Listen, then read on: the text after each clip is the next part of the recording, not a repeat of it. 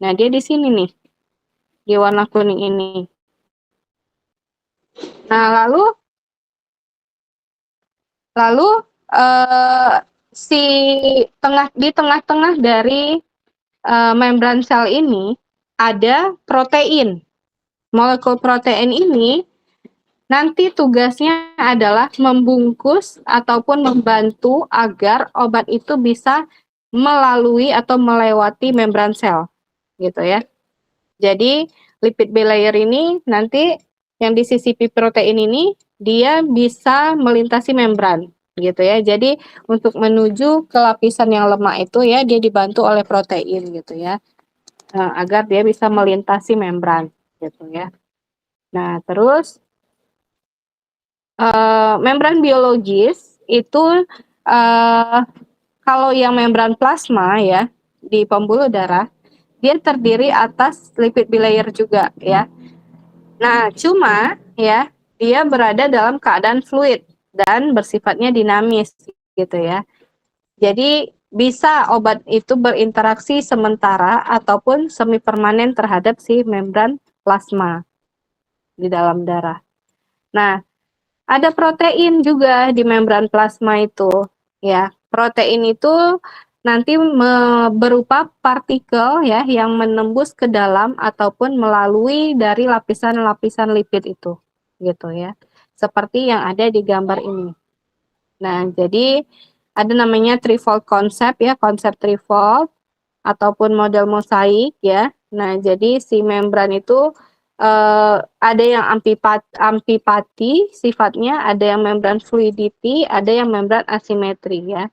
Nah, ini contoh dari modelan membran threefold concept ya. Jadi dari protein nanti akan membantu membungkus molekul atau partikel yang akan dilalui ke dalam lapisan lipid ya. Ini lapisan lipid yang tengah-tengah ini. Gitu.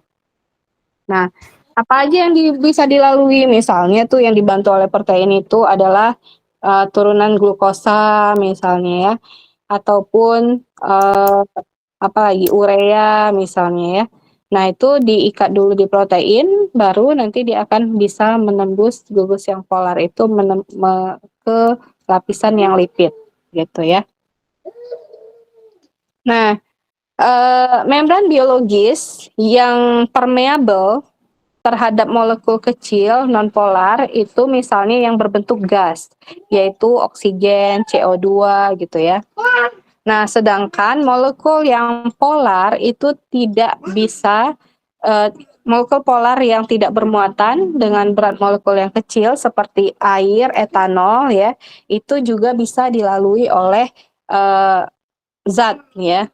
Nah, tapi dia impermeable terhadap apa yang bentuknya ion ataupun molekul-molekul dengan muatan yang bermuatan.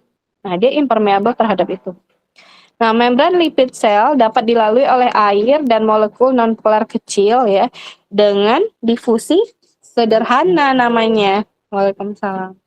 Nah, difusi sederhana kita kan udah bahas ya minggu lalu sekilas. Nah, nanti kita bahas lagi ya. Jadi, membran lipid sel itu bisa dilalui oleh air dan molekul nonpolar kecil dengan metode difusi sederhana. Nah, kalau misalnya nutrien dan lembah metabolisme yang ukuran molekulnya besar, yang memang dia harus melalui membran, maka dia bisa difusi sederhana, tapi dia akan lambat. Maka dia melewati protein transport agar dia bisa masuk lebih cepat, gitu. Ya. Nah, lalu melalui membran lipid semi permeable ya, bisa juga oleh air dengan proses osmosis. Osmosis itu udah bahas minggu lalu ya, dari konsentrasi rendah ke konsentrasi yang tinggi sampai nanti terjadi kesetimbangan gitu ya. Nah, jadi permeabilitas membran terhadap air itu nanti ditingkatkan dengan bantuan molekul protein pembangun pori-pori dari air yang gugus polar ya, namanya aquaporin gitu. Nah, jadi si membran sel itu dia nggak bisa dilalui oleh molekul yang besar dan sifatnya bermuatan gitu ya. ataupun yang bentuknya ion, dia nggak bisa ya. Terlihat di gambar dia panahnya akan balik gitu ya ketika dia mencoba menembus membran. Gitu ya. Nah, selanjutnya fungsi membran biologis. Apa sih fungsinya membran biologis ini? Fungsi yang pertama adalah melindungi sel ya. Yang kedua, mendukung struktur sel. Ya, mendukung struktur sel. Terus selanjutnya itu adalah sebentar ya. Media transport ya. Yang keempat fungsinya adalah untuk komunikasi sel. Jadi di dalam melindungi sel, dia berperan dalam menyeleksi setiap senyawa yang boleh masuk dan boleh keluar dari sel. Lalu kalau dia sebagai penyokong struktur sel, dia mencegah ada kebocoran gitu ya. Dia akan menjaga keutuhan dari membran sel.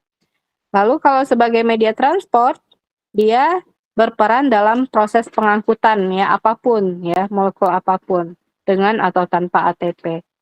Kalau sebagai komunikasi sel, dia berperan sebagai pengikat ya, reseptor protein yang mengikat nanti senyawa-senyawa yang ada di dalam tubuh ya, ataupun termasuk obat gitu. Nah, itu dia ya fungsi dari membran biologis. Lalu komponen membran biologis. Kalau yang di luar sel, komponennya banyak ya, ada protein intrinsik, ada glikoprotein, glikolipid ya, dan protein ekstrinsik gitu ya. Nah, kalau yang di dalam sel, yang bagian hidrofobik yaitu lipid ya, lipid dalamnya itu. Nah, jadi di dalam sel itu dikenal juga namanya sitoplasma ya. Nah, di dalam sel ya, itu ada lapisan-lapisan yang terdiri dari susunan lipid gitu ya, walaupun di tengah-tengahnya nanti disisipi oleh protein ya, protein intrinsik gitu ya.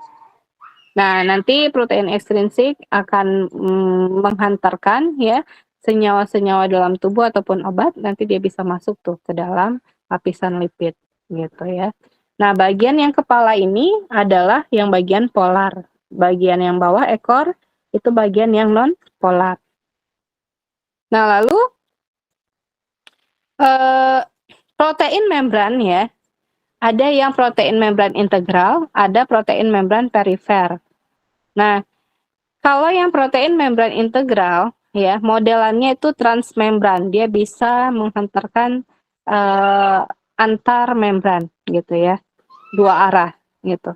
Nah, sedangkan protein yang membran perifer, dia hanya berikatan dengan lipid, bagian yang lipid gitu. Nah, jadi protein yang bergabung dengan membran ya, itu nanti akan mengikat obat ya agar bisa dihantarkan ke reseptornya. Nah, itu komponen dari si membran biologis. Nah, peran protein membran apa saja? Protein itu ternyata fungsinya, perannya ada 4. Sebagai transporter, sebagai anchor, sebagai reseptor, dan sebagai enzim. Nah, jadi nanti masing-masing peran ini berfungsi sesuai senyawa apa yang akan masuk gitu ya. Dia akan menyesuaikan. Nah, jadi transport membran sel itu ada 3 secara umum. Ada transport aktif, ada transport pasif ya, ada transport yang menggunakan vesikel. Nah, transport aktif ini namanya saja aktif, berarti dia dari molekul yang konsentrasinya rendah ke pergerakan molekulnya ke yang tinggi konsentrasinya ya, sehingga butuh energi. Nah, transport aktif ini dibagi 2, ada pompa ion dan transport aktif dimediasi oleh pembawa ataupun karir dengan istilah transporter gitu ya. Nah, ini dia transport aktif pompa ion ya. Yang pompa ion ini digunakan untuk mentransport ion melalui membran dengan cara melakukan pertukaran ion gitu ya. Jadi ion yang ada di dalam sel dengan ion yang ada di luar sel itu akan saling bertukar gitu ya. Nah, pompa ion ini ada 3 jenis ya, ada yang uniport, ada yang simport, ada yang antiport. Nah, kalau uniport dan simport itu searah ya, bedanya kalau uniport dia hanya satu jenis zat saja yang dihantarkan, yang ditransportkan. Sedangkan yang simport 2 zat atau lebih ya. Nah, antiport barulah reversible ya, 2 zat atau lebih, tapi dia prosesnya reversible, 2 arah gitu ya.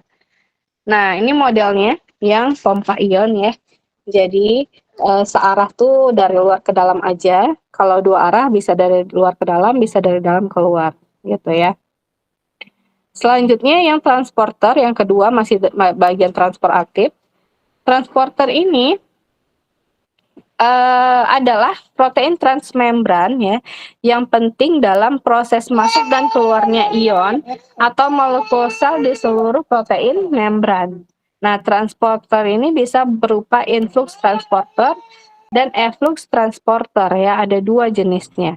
Nah, kalau yang influx yang menghantarkan masuk, efflux yang menghantarkan dari dalam keluar, gitu ya.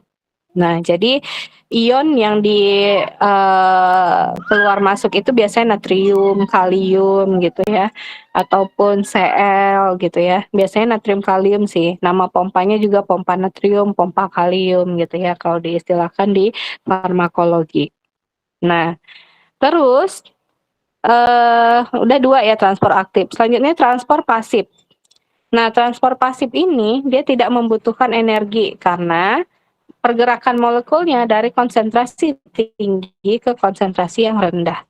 Nah, prosesnya itu ada proses difusi, ada proses difusi terfasilitasi ya, atau yang dibantu dengan pembawa, ada proses osmosis, ada transport dengan pori, ada transfer pembentukan ion berpasangan ya. Jadi transport pasif itu ada 5 ya. Nah, yang transport difusi ya, transport pasif difusi.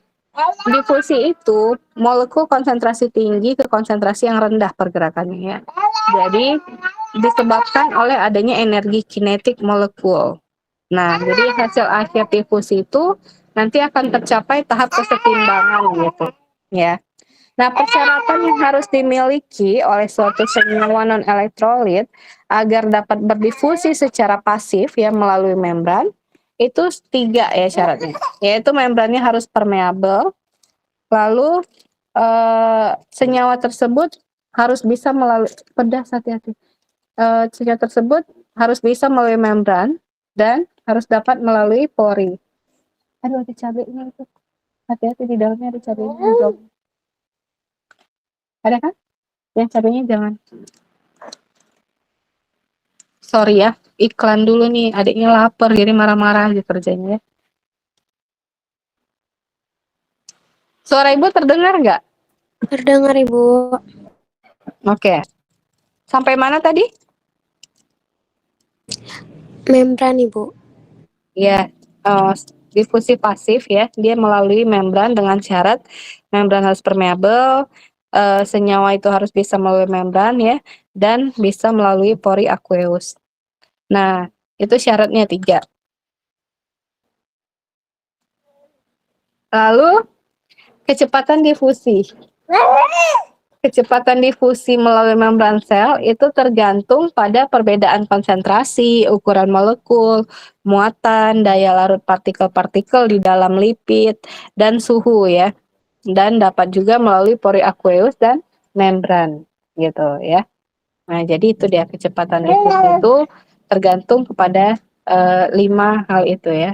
1, 2, 3, 4, ya 5 ya. Nah, ada namanya hukum Fick ya. Hukum Fick ini berperan menggambarkan proses difusi pasif. Nah, jadi rumusnya adalah J sama dengan dm per S dikali dt ya. Nah, M-nya itu nggak mesti gram, tergantung nanti konsentrasi zat yang diujikan ya. Kalau misalnya waktu uji in vitro yang digunakan mikrogram, maka nanti satuannya mengikuti jadinya mikrogram. ya. Jadi yang M tuh bisa berubah-ubah gitu ya, tapi yang detik dan luas permukaan itu juga bisa berubah-berubah gitu ya. Jadi ketiga-tiganya tuh nggak konstan, bisa aja berubah-berubah tergantung percobaan gitu ya. Nah, besarnya flux, flux namanya ya, J itu flux, jumlah obat yang terpenetrasi ya, yang lewat ya, yang permeable, yang bisa melalui membran semipermeable itu disimbolkan dengan J. Nah, besarnya flux itu berbanding lurus dengan gradien konsentrasi dC per dx ya. Nah, ini turunannya lagi. Jadi min D dikali dC per dx gitu ya. Nah, D itu koefisien difusi obat ya dalam membran, X jarak dalam membran, dC gradien konsentrasi. Tanda minus berarti difusinya berjalan dari konsentrasi tinggi ke konsentrasi yang rendah, sehingga fluksnya positif gitu ya. Nah, luas difusi itu apanya yang S ya, yang simbol S. Luas difusi itu biasanya waktu uji menggunakan membran nama alatnya di sel difusi Franz ya. Nah, waktu menggunakan sel difusi Franz itu ada penampang permukaannya berapa sentimeter persegi gitu membrannya. Biasanya sih 2,5 gitu ya. Tapi beda-beda alat beda lagi gitu. Dan itu disesuaikan nanti gitu ya, dimasukkan ke rumusnya sesuaikan dengan realitanya luas membrannya berapa gitu. Nah, selanjutnya kecepatan munculnya obat di reseptor ya pada waktu-waktu awalnya tuh lambat. Nanti dia akan meningkat grafiknya dari waktu ke waktu ya hingga sampai nanti kecepatan yang konstan. Nah, kecepatan konstan itu namanya kondisi tunak ataupun steady state condition. Ya, jadi udah mulai kesetimbangan gitu ya. Nah, itu udah mulai steady state namanya. Nah, itu bisa dihitung dengan rumus dm per J ya. J sama dengan min D dikali DC per DX sama ya rumusnya dengan yang tadi. Nah, terus kalau mau diturunkan bisa menjadi dm per dt sama dengan DSK dikali CD kurang CR. Jadi konsentrasi awal dikurang konsentrasi akhir dari obat per waktu ya, hour gitu. Dalam jam biasanya ya. Kan kalau nguji itu misalnya 10 menit, 60 menit, misalnya range 30 menit ya, 30 menit, 60 menit, 90 menit gitu kan. Terus 120 menit. Nah, itu.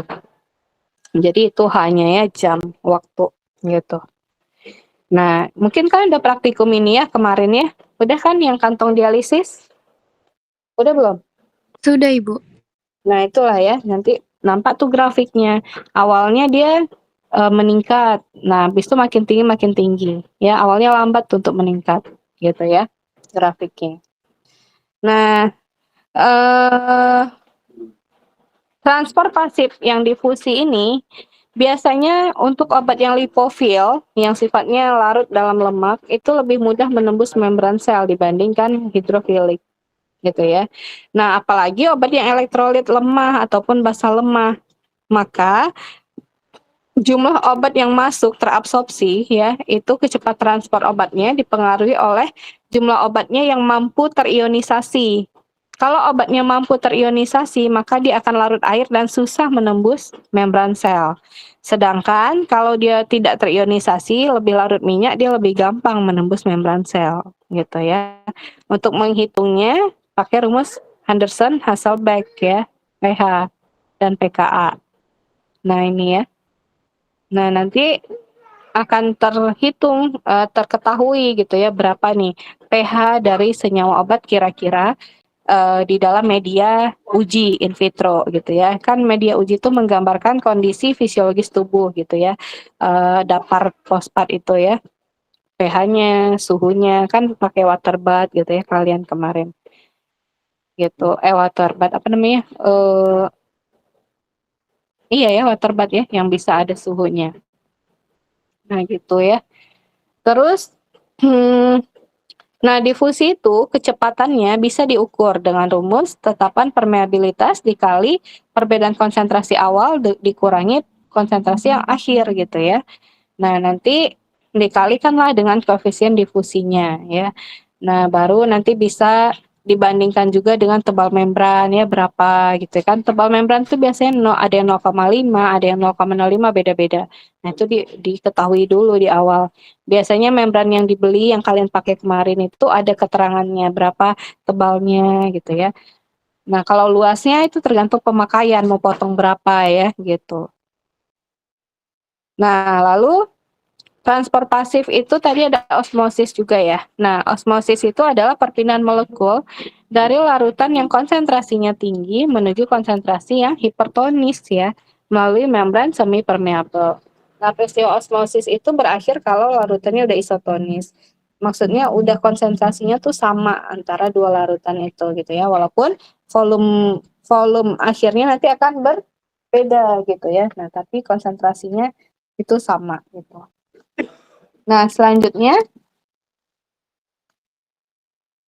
beberapa faktor ya yang mempengaruhi osmosis itu adalah yang pertama ukuran molekul, yang kedua luas permukaan, yang ketiga ketebalan membran, yang keempat tingkat larutan, yang kelima suhu ya. Pada umumnya ya, semakin kecil ukuran molekul, maka akan semakin cepat melewati membran sel. Jelas ya kan pori-porinya kecil. Makanya lagi musim tuh formulasi obat-obat nanopartikel. Nah, lalu luas permukaan juga gitu ya. Kalau partikelnya makin kecil, otomatis luas permukaannya akan makin luas, akan makin besar. Sehingga proses daya serap ya itu akan cepat. Lalu ketebalan membran. Ketebalan membran ini juga makin tebal ya makin susah proses osmosis itu terjadi. Tapi kalau makin tipis maka akan lebih mudah ya proses perpindahan larutan atau osmosis itu terjadi. Nah, yang keempat, tingkat larutan ya. Jadi molekul dengan tingkat kelarutan yang tinggi tentu akan lebih mudah berpindah ya ataupun terjadi osmosis melalui membran sel dibandingkan molekul yang sulit larut gitu ya, kelarutannya rendah. Nah, lalu semakin tinggi suhu itu juga mempengaruhi ya bagaimana obat itu bisa diserap ke membran sel gitu ya. Semakin tinggi suhu ya makin cepat gitu ya. Nah, lalu difusi terfasilitasi. Difusi terfasilitasi ini dia berlangsung dengan bantuan protein pembawa ya. Jadi nanti dari konsentrasi yang tinggi ke konsentrasi yang rendah dibantu protein. Nah, jadi difusinya sangat tergantung dengan mekanisme transport dari membran sel itu sendiri ya. Jadi molekul yang melewati membran secara difusi terfasilitasi biasanya molekul yang besar ya, makanya dia harus perlu bantuan protein ya atau transporter. Jadi nanti senyawa yang mau lewat berikatan dulu dengan protein ya, baru dia bisa masuk ke membran sel gitu ya. Misalnya apa? Misalnya glukosa mau masuk ke membran sel harus ke membran plasma atau ke dalam sel harus dengan bantuan protein ya. Berikatan dulu dia dengan protein baru dia bisa dibawa dari ekstrasel ke dalam sel gitu ya. Nah, ini prosesnya dia berikatan, lengket, masuk, baru dibawa, diloloskan gitu ya. Nah, jadi glukosanya akhirnya bisa tembus. Nah, lalu yang kanal ion ya, yang kedua, itu dia sangat permeabel terhadap senyawa bermuatan. Kanal ion tuh channel ya, channel. Kalau di Indonesiain kanal gitu ya. Nah, aslinya tuh channel ion gitu ya. Nah, jadi saluran ya, kanal tuh saluran. Jadi membran itu sangat impermeable. Impermeable tuh sangat sulit ya ditembus terhadap senyawa yang bermuatan termasuk ion kecil. Nah, jadi membran sel itu punya ion channel atau saluran channel atau kanal ion yang permeable untuk beberapa ion tertentu. Nah, masuknya ion ke dalam sel itu perlu pulsa ataupun tegangan muatan listrik. Nah, jadi inilah model-modelnya ya. Ada kanal ion yang tertutup, ada yang terbuka ya. Kalau yang voltage gate itu kalau dia tertutup modelnya seperti ini, kalau dia terbuka seperti ini ya. Terbuka ketika akan dia dilewati oleh suatu senyawa, dia akan terbuka, nanti dia tutup lagi gitu ya.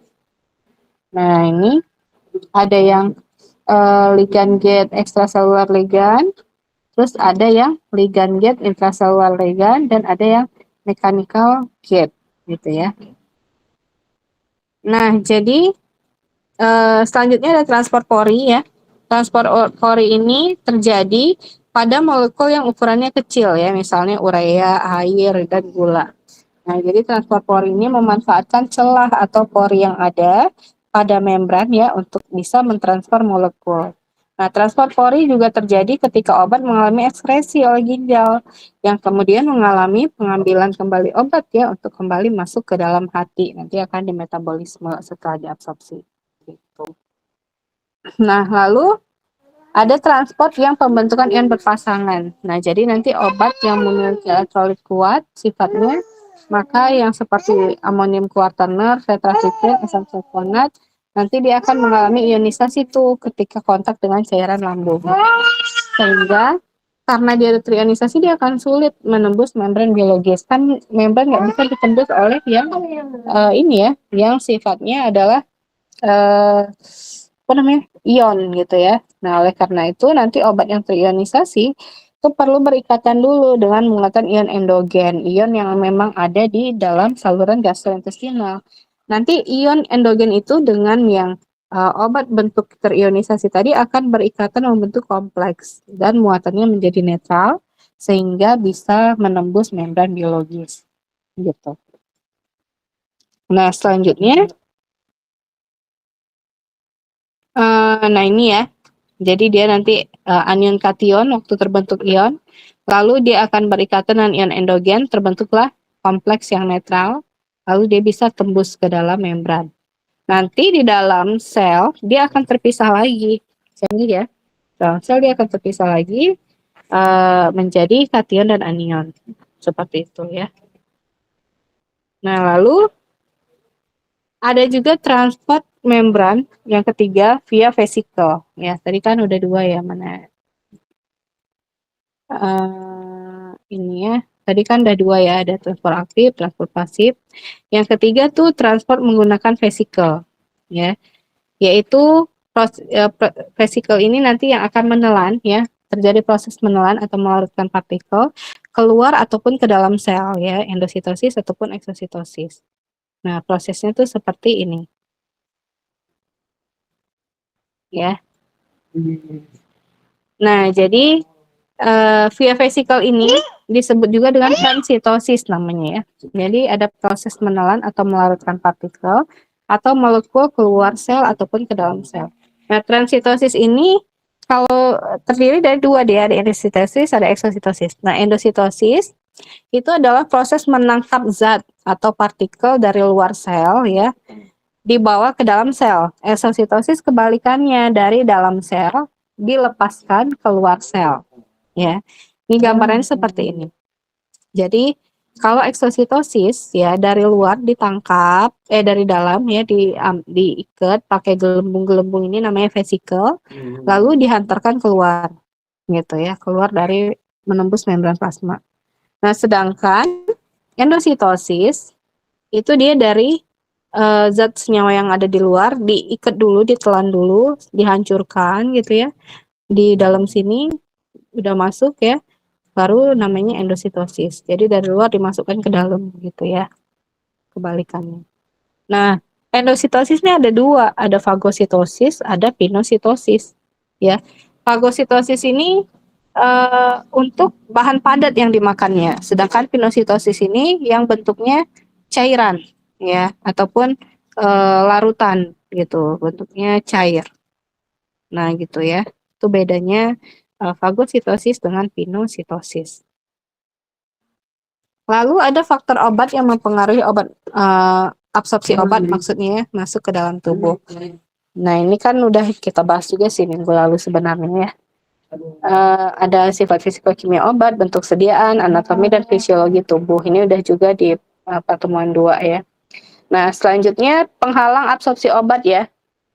Jadi obat mau masuk ke dalam tubuh itu ada penghalangnya ya, yaitu apa? Rongga mulut, saluran gastrointestinal, termasuk ke saluran gastrointestinal itu lambung, usus halus ya, kolon dan rektum. Terus saluran pernapasan ya, hidung, paru-paru, terus kulit, otak, mata ya. Nah, ini semuanya disebut barir absorpsi obat masuk ke dalam tubuh. Makanya akhirnya oleh formulator dibuatlah bentuk obat yang sediaan untuk rute pemberian bukal, sublingual gitu ya, intravena seperti itu. Nah, rongga mulut tuh seperti ini ya. Nah, nanti obat itu di untuk bisa menembus barir yang penghalang absorpsi dalam mulut, maka dia harus dibuat bentuknya bukal, sublingual gitu ya. Yang mana jaringan mukosal itu nanti bisa ditembus gitu oleh obat gitu ya. Nah, terus eh, kondisi jaringan yang ada di dalam rongga mulut ya, itu nanti akan mempengaruhi bagaimana sih obat bisa diabsorpsi. Jadi kita harus tahu tuh struktur dari rongga mulut seperti apa gitu ya. Ini udah belajar kalau struktur itu di anatomi fisiologi manusia gitu ya. Nah, jadi nanti jadi ketahuan, oh ternyata kalau strukturnya yang ada gingival, palatal ya, itu dia ada keratinnya, maka dia akan ketebalannya kurang gitu ya. Nah, tidak terlalu tebal. Nah, jadi dia akan berganti selama berapa hari gitu kan, luas permukaannya berapa, permeabilitasnya berapa gitu ya, waktu tinggal obat di dalam eh, bagian gingival dan palatal itu berapa, aliran darah yang masuk ke sana berapa. Nah, itu nanti akan bisa ketahuan ya. Ini ketahuannya dari mana? Kalau ini dari riset yang ke rongga mulut monyet ya penelitiannya ya, yang ini, yang aliran darah ini ya. Jadi tahu aliran darah tuh berapa sih di dalam hewan monyet itu gitu ya. Nah, itu. Tapi yang aliran darah aja, kalau yang ini manusia ya. Gitu. Nah, lalu epitel di rongga mulut itulah yang menjadi penghalang ya obat yang molekul besar ataupun hidrofilik bisa diserap gitu ya. Maka di situ nanti harus ada proses yang namanya melalui rute transselular ataupun rute paraselular ya agar obat bisa diabsorpsi masuk ke dalam membran sel menembus. Nah, jadi terjadi nanti di dalam mulut itu prosesnya difusi pasif ya. Jadi obatnya tidak terionisasi ya, sehingga obat bisa melalui membran. Kalau dia terionisasi dia nggak bisa melalui membran gitu ya. Nah, selanjutnya tugas ya. Tugas coba kalian cari, ini kan tadi ada banyak tuh. Ada rongga mulut, saluran gastrointestinal, saluran pernapasan, kulit, otak, mata. Berarti ada 6 ya. Nah, dari 6 ini kalian bagi menjadi 6 kelompok atau 7 kelompok, isinya juga 6 atau 7 orang satu kelompoknya. Nanti kalian bagi-bagi nih, satu kelompok bahas satu, buat dalam bentuk laporan ya. Nah, jadi buat dalam bentuk laporan, lalu itu yang kalian kirim ke ibu gitu ya. Itu tugas. Jadi silakan dikerjakan tugasnya gitu ya. Nanti dikumpulkan ke ibu. Gitu ya. Itu untuk nilai tugas. Oke, ada yang ingin ditanya sampai di sini? Kira-kira suara ibu dari tadi jelas nggak? Penjelasan ibu ngerti nggak kira-kira?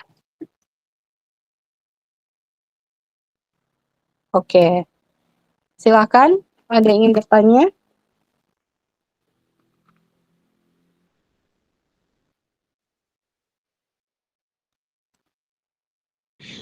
Ibu izin bertanya untuk deadline pengumpulan tugasnya kapan ya, Bu? Paling minggu lalu ya. Minggu lalu. Minggu depan ya. Baik, Ibu. Itu dibuat laporan aja ya, Bu? Iya, buat laporan. Nanti kalian jelaskan di dalam laporan itu ya. Yang seperti Ibu jelaskan tadi ya. Kalau misalnya yang bukal, akhirnya dia karena ada penghalang itu, ada sel epitel mukosal di situ, sehingga dia harus diapain gitu ya. Bentuk pemberian, rute pemberiannya dipilih yang apa, seperti itu. Nah, itu harus kalian jelaskan ya.